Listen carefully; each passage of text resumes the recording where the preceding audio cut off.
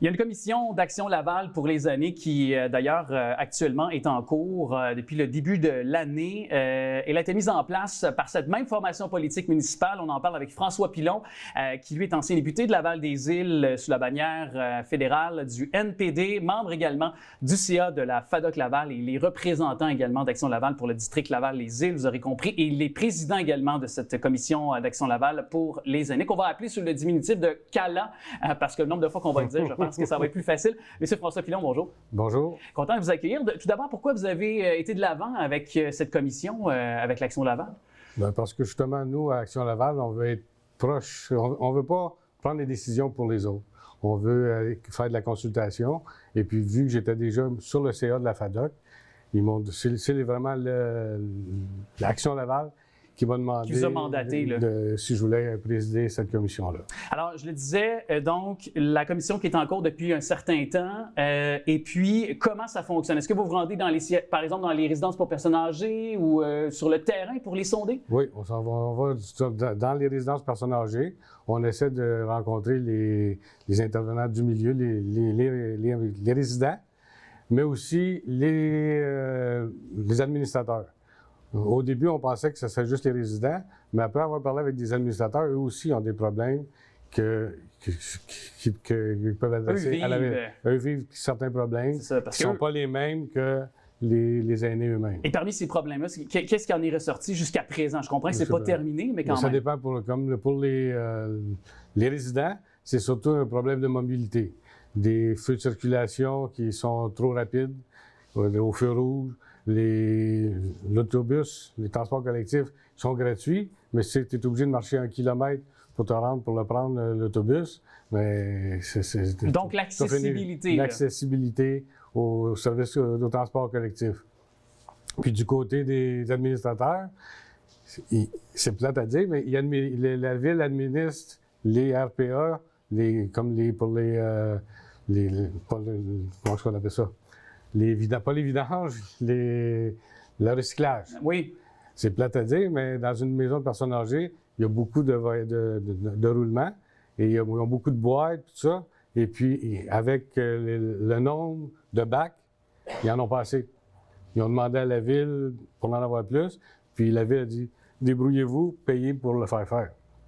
Mais si on paye pour le faire, si la RPA paye pour le faire faire, mais ça va être remis sur le prix, le loyer des résidents.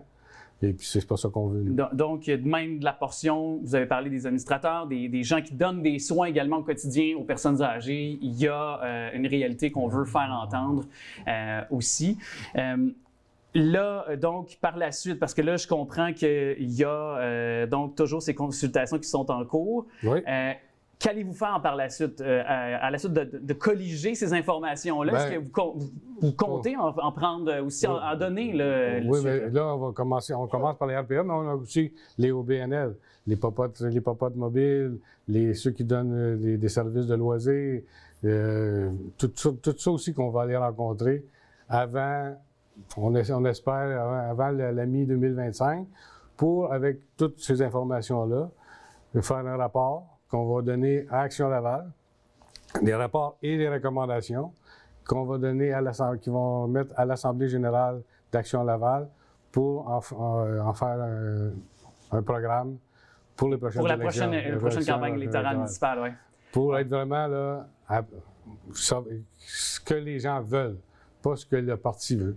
Donc, autant sur le plan des loisirs culturels, on parlait de transport collectif tout à l'heure, autant que le plan également, peut-être, bon, vous parliez des actions communautaires qu'on peut faire aussi, parce que les organismes communautaires sont très actifs pour aider au quotidien nos personnes âgées aussi. Oui, mais comme moi, en tant que membre du CA de la FADOC, c'est un problème qu'on a, c'est avoir des locaux le soir, parce que il y a beaucoup de gens, la FADOC, c'est de 50 ans et plus. C'est de 50 à 65 ans qui travaillent. Si on veut les faire jouer pickleball ou quelque chose de même, il faut que ce soit le soir. Pour briser l'isolement. Oui. Et puis le soir, des locaux à Laval, ils sont tous pris par la ville. Il va falloir trouver un moyen, soit de les aider financièrement, les moyens, comme vous dites, on est encore en consultation, mais les moyens pour les aider à pouvoir offrir des services à plus de personnes. Et là, si jamais il y a des personnes âgées, s'il y a jamais des propriétaires de résidences, par exemple, ou d'OBNL, d'organismes communautaires qui peut-être aimeraient avoir, dans le fond, des gens qui, de votre parti, donc vous et votre équipe, aillent à leur rencontre justement pour pouvoir répondre à vos questions, de quelle façon on peut vous joindre? Vous allez sur le site Internet de Action Laval. Et il y a un onglet, là, je ne peux pas vous dire exactement il est où l'onglet, oui. qui est ajouté pour le CALA, C-A-L-A. Et puis vous allez là-dessus, puis vous allez toutes les informations. Et puis c'est Mme Sadia Brini qui va colliger l'information, puis va prendre rendez-vous pour qu'on aille les voir. Alors, ce sera ajouté au bas de l'écran suite à notre conversation. Mais quand même, vous qui êtes au contact, je dirais assez souvent hebdomadairement en tant qu'élu, certainement sur le terrain, mais aussi au sein de la FADOC. Futur élu, oui, dis-je, et au sein du moins de cette commission, vous entendez des choses. Est-ce qu'on est encore dans cette période de la pandémie où on parlait beaucoup que nos élus étaient malheureusement très isolés, peut-être certains même avaient malheureusement développer des problèmes cognitifs plus rapidement dus à la détresse, dus à l'isolement, parce que aussitôt qu'on coupe, on le sait, des personnes âgées peut-être de socialisation, il peut survenir de l'accélération de certaines choses au niveau des problèmes cognitifs, c'est déjà prouvé. Alors, est-ce que vous avez vu encore un effet, même si on en est sorti de cette pandémie depuis quelques années? C'est sûr qu'il y a encore beaucoup d'isolement, puis c'est une des choses qu'on nous a demandé. Ça a l'air qu'il y a une ville, si je me souviens bien, si je ne me trompe pas, c'est Ville d'Anjou, que toutes les personnes de 80 ans et plus qui habitent seules sont appelées tous les jours par la Ville pour être sûr de... Ouais. Et puis, c'est sûr, on voudrait aussi être capable pas juste les appeler, de donner des services, avoir du monde qui vont les voir pour justement briser l'isolement, parce que c'est sûr que quand tu es tout seul puis que tu es âgé, c'est vraiment pas bon pour le moral d'être tout le temps seul. C'est certainement. Il y avait les téléphones d'amitié, ce qu'on appelait communément, menés par des centres d'action bénévoles partout à travers le Québec. J'ai moi-même aussi appelé certaines personnes âgées là, qui m'avaient été données là, de suivre, si j'ose dire comme ça, avec humilité.